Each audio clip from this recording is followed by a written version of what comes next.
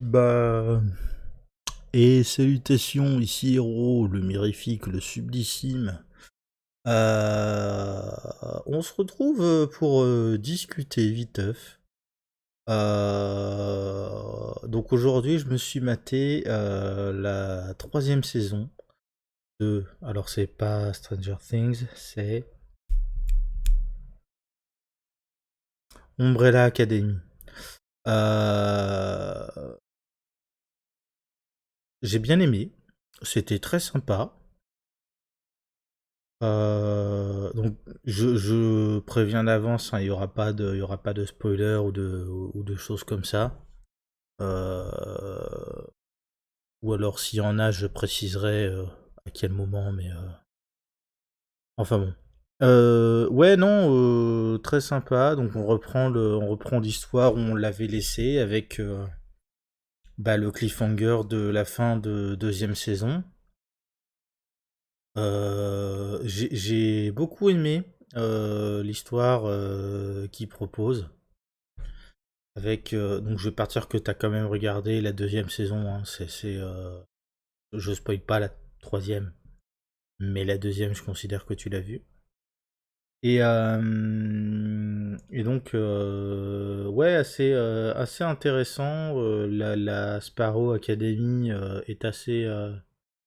Sparrow Academy La Sparrow Academy est assez intéressante. D'ailleurs, on n'a pas eu l'explication de pourquoi Sparrow Academy. Je... Donc bon. J'ai beaucoup apprécié le fait qu'ils poursuivent dans une logique vraiment de cause-conséquence, comme il avait fait pour la saison 2, hein. Mais de cause-conséquence, c'est-à-dire que tout ce qui se passe a des incidences sur le reste de la timeline en fait.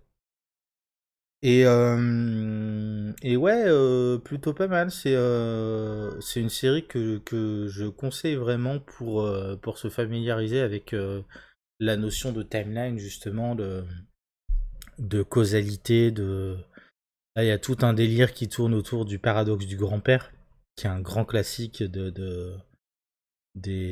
histoires de temporalité, quoi, de voyage dans le temps, tout ça.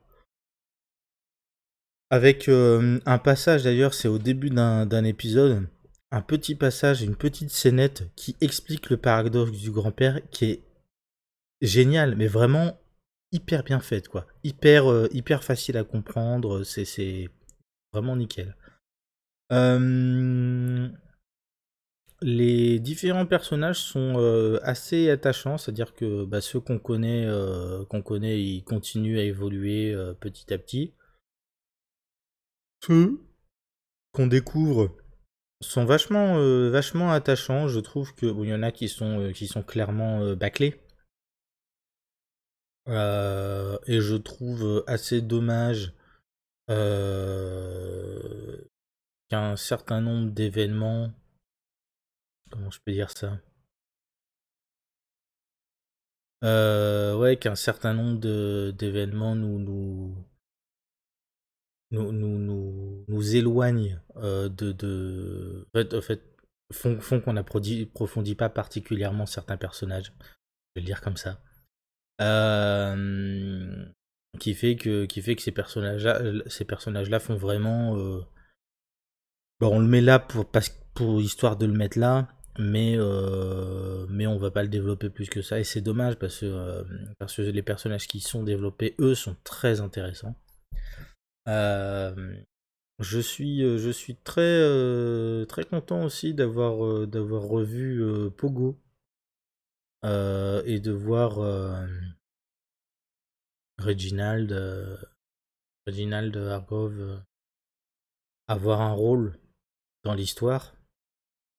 Parce que oui, la première saison, Reginald, il est mort. Donc en fait,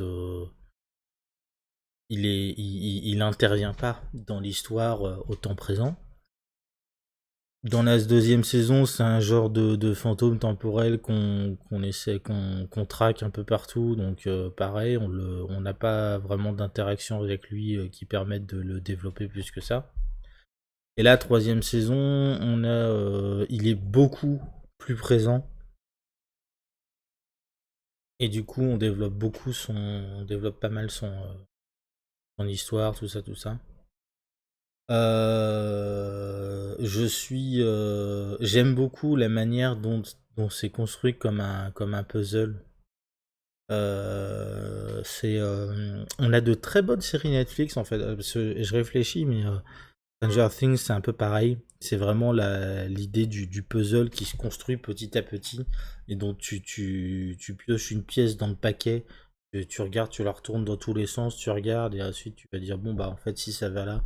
Et puis il y a des pièces que tu peux pas placer directement parce que tu as besoin de trois quatre autres pièces autour pour pouvoir te dire ah bah si en fait ça va là, ça machin celui j'aime beaucoup cette manière de construire le récit.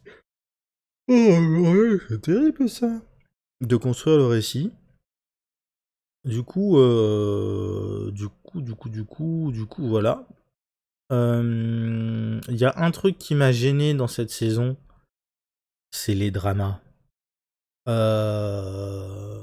Et pourtant, je suis fan de drama. Hein. Moi, je suis un truc très con. Là, il y a quelques jours, j'ai terminé la saison 2 de Emily in Paris. La série est moyen, voire médiocre. Hein. Mais putain, le drama, c'est excellent, quoi.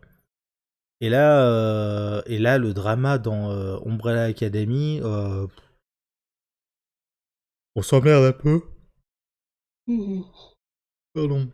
Euh, les personnages peuvent passer du coq à l'âne, c'est-à-dire qu'en 2 épisodes, ils vont passer d'un extrême à un autre. Notamment le personnage d'Addison, qui moi, m'a insupporté pendant le visionnage de cette saison, parce que vraiment, on comprend le trauma et comment dire, la prémisse du trauma, mais le personnage en devient vraiment. Alors, le terme est peut-être pas forcément pertinent parce que. Mais limite bipolaire en fait, elle passe vraiment d'un extrême à un autre, même parfois au cours d'un seul même épisode quoi. C'est assez relou. Euh, Klaus c'est toujours excellent. Luther est génial, y a pas de problème avec lui. Non, non, vraiment, j'aime beaucoup toute l'histoire avec Diego et Layla et, euh, et le petit Stanley. Alors, c'est pas du spoil parce qu'il me semble que ça arrive dès le premier épisode. Mais ouais, j'aime beaucoup la dynamique entre ces trois personnages-là. Euh, j'ai beaucoup aimé. Quoi d'autre? Bah, pareil, 5 qui est un personnage. Je trouve assez hallucinant cette manière qu'ils ont réussi de faire camper un personnage et du coup un acteur physiquement jeune, un personnage qui est un vieillard, qui est un mec qui a pris le temps de vraiment vieillir à fond, quoi. Une première fois, de complètement rajeunir du fait d'un voyage dans le temps, mais en gardant son expérience. C'est-à-dire que je sais, je suis assez fasciné par la manière dont ils ont réussi à faire en sorte que cet acteur joue vraiment un vieillard, quelqu'un pas forcément de sage, mais quelqu'un qui a vraiment du background, qui a vraiment du vécu derrière lui, alors même que c'est un personnage très jeune, physiquement très jeune, et l'acteur est forcément jeune, donc ouais, il y a un certain nombre de choses. Non, non, j'ai trouvé ça, enfin, je trouve ça vachement. Ouais, c'est fascinant. Cette capacité à jouer des personnages vraiment opposés à ce que tu es toi-même, c'est ouf. Après, c'est un métier, hein, évidemment. Euh, et voilà. Alors pareil, c'est pas un spoiler, Mais la série se termine sur quelque chose qui ressemble à une conclusion de l'histoire. Bon, pour l'instant, il est trop tôt à la série. Oh, rien, la saison est sortie hier. Logiquement, s'il doit y avoir une saison 4, on le saura pas avant quelques mois.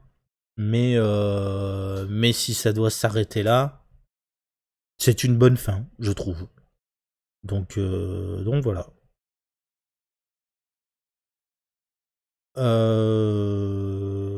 Ouais.